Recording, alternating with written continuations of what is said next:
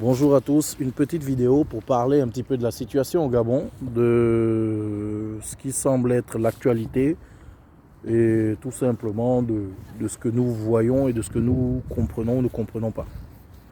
Voilà. Donc, depuis le 30 août 2023, le général Oligui et ses compagnons ont décidé de prendre les choses en main au Gabon et d'opérer un coup d'État et annuler le régime, mettre fin au régime d'Ali Bongo, euh, qui a régné, donc disons, 14 ans et qui s'apprêtait à régner une nouvelle fois. Donc comme tous les Gabonais, je le redis encore, hein, comme tous les Gabonais, je pense, à ce moment-là, nous étions tous contents, nous avons tous acclamé euh, l'action du CTRI, le renversement d'Ali Bongo, qui, faut-il encore le dire, était vraiment un dictateur extrêmement violent, qui a entraîné le Gabon dans une direction qui n'était pas celle que les populations autochtones souhaitaient pour leur pays. Il a donné énormément de pouvoir à des communautés étrangères qu'il a installées concrètement au sommet de l'État et dans toutes les administrations de l'État. Il a distribué la nationalité gabonaise à tour de bras, parce que rappelons-le encore aussi, Ali Bongo, sachant qu'il ne pouvait pas être soutenu par les populations autochtones gabonaises, a choisi de se tourner vers des populations étrangères à qui il a donné la nationalité pratiquement gratuitement, comme ça, à tour de bras, avec l'espoir que ces populations-là le soutiennent à chaque fois qu'il devrait participer à une élection présidentielle, locale, législative et autres. Parmi ces populations, on retrouve beaucoup d'individus de l'Afrique de l'Ouest, souvent essentiellement des musulmans, ce qui a fait que notre pays, en fait, se transforme un petit peu. Les populations étrangères ont été mises en avant, tandis que les populations autochtones ont été mises à l'écart total de la société. Je peux même dire qu'il ne faisait pas bon pendant un temps être gabonais au Gabon. Parce que si vous aviez un souci avec un monsieur d'origine malienne, béninois, sénégalaise, etc., ce dernier pouvait vous créer les pires ennuis, vous faire enfermer, même vous exproprier. C'est arrivé à plusieurs reprises. Les populations gabonaises autochtones, des populations qui pouvaient démontrer leur gabonité, si je peux dire ça comme ça, leur tribalité, comme l'aurait dit Kovalin Chibinda Kouangou, et leur lien indéfectible avec la terre gabonaise, se retrouvaient expropriés de terrains ancestraux au profit d'individus de communautés étrangères. Voilà. Donc l'arrivée du général Oligui Nguema était pour tous les Gabonais a été quelque chose de bénéfique. Okay, de bénéfique dans la mesure où le renversement s'est opéré, certains changements sont apparus tout de suite, certains individus qui se sentaient tout pouvoir au Gabon sont rentrés dans leur coquille. Nous sommes même un peu déçus que certains ne soient pas tous arrêtés et en prison, mais bon, ça c'est encore une autre question, c'est un autre débat. Je me rappelle même une chose qui m'a choqué après l'arrivée du général Oligui et de ses compagnons au pouvoir au Gabon. Je me rappelais que quelques mois auparavant, j'avais vu une vidéo sur la télévision gabonaise d'un jeune compatriote qu'on avait arrêté, qu'on avait fait passer à la télévision parce qu'on l'avait arrêté avec un joint dans les poches ou quelque chose comme ça. Et ce monsieur parlait courageusement, il exprimait vraiment sa surprise et sa déception de voir le traitement qui lui était réservé, à savoir une si grande humiliation. On le faisait passer à la télévision, on le dépeignait comme étant un grand trafiquant ou un grand consommateur de drogue, alors qu'il n'utilisait le cannabis que pour sa consommation personnelle. Et il expliquait que chacun de nous a ses vices Et que voilà, il ne pourrait pas expliquer pourquoi il fume le cannabis, mais ça fait des années qu'il fume son pétard et il ne causait de tort à personne. Tandis que nous avons découvert avec l'arrivée du CTRI que finalement Pablo Escobar était carrément à la présidence. Hein? Noureddin Bongo était le Pablo Escobar du Gabon. Et pendant des années, ce monsieur a sévi sans que personne ne bronche.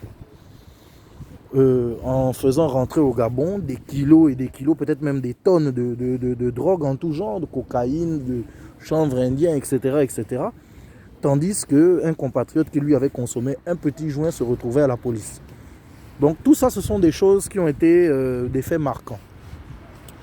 Néanmoins, aujourd'hui, plusieurs mois après l'arrivée du CTRI au pouvoir au Gabon, certaines questions demeurent. À savoir le traitement réservé à certains individus du régime d'Ali Bongo. Alors, comme le général le disait si bien, on ne peut pas arrêter tout le monde, parce que sinon c'est tout le pays qu'il faut mettre en prison.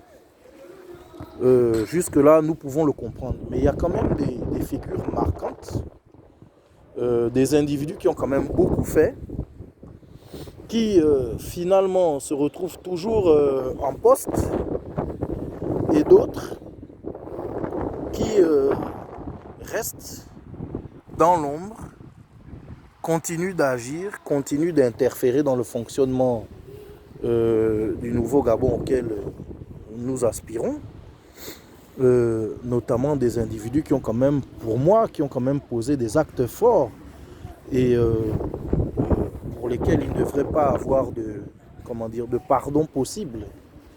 Je suis étonné, d'abord, on va reprendre même son cas, le cas du chef lui-même, Ali Bongo lui-même. C'est la première fois que je vois un prisonnier qui vit tranquillement dans sa belle villa avec tous ses employés et tout. Il est traité comme un prince toujours. Il reçoit des visites des autres chefs d'État, etc. Bon, ça c'est un point qui me surprend un peu, mais bon, ce n'est pas pour l'instant le plus choquant. Je disais tantôt que certains compatriotes ont quand même été expropriés. C'est-à-dire qu'il y a des individus au Gabon qui ont eu des titres fonciers sur des titres fonciers qui existaient déjà. Et ça, c'est inadmissible. Ce sont des choses qu'on ne peut pas pardonner comme ça. Pourquoi? Parce qu'au Gabon, particulièrement, les identités ont un ancrage territorial. Quand un individu dit qu'il est gabonais, il doit être capable de dire: moi je suis gabonais, mon village c'est là, mes parents sont là, et si on se rend dans cet espace-là, on peut trouver aisément des dizaines de personnes qui seraient capables de confirmer et confirmer l'ascendance de tel ou tel individu dans telle ou telle région du Gabon. Or là, nous avons un directeur général de la NUTTC, qui est un organisme qui au départ était un prestataire du ministère du Cadastre, mais qui est devenu après une entité supra-étatique, même j'ai envie de dire, parce que c'est devenu une entité qui fonctionnait pratiquement librement, en roue libre, avec un directeur qui était devenu un tout puissant, et une administration qui était particulièrement fermée, et pas particulièrement, elle était fermée, c'était un fait, pour les populations autochtones. C'est-à-dire le Gabonais lambda ne pouvait pas légaliser le moindre papier correctement, tandis que des individus étrangers au Gabon pouvaient aller se faire sortir un titre foncier et engager des procédures d'expropriation pure et simplement de populations autochtones. Alors du jour au lendemain, des gens voyaient arriver chez eux des tracteurs, comment on appelle ces appareils-là, des nigados. Nous on appelle ça des nigados. En Pongouais, les gens comprennent, hein, des nigados, comment on appelle en français, comment on dit ça? Le compacteur, voilà, des compacteurs, etc., pour raser leur maison et tout. Donc, vous voyez, tout ça, ce sont des questions qui restent en suspens, parce qu'on s'attendait quand même, moi personnellement, je m'attendais à ce que le général prenne ce dossier à cœur et le règle, vu qu'il nous a expliqué que la République des copains, des coquins, etc., c'était terminé. qu'il allait revoir la question de la nationalité. Ça aussi, pour moi, c'est une question primordiale.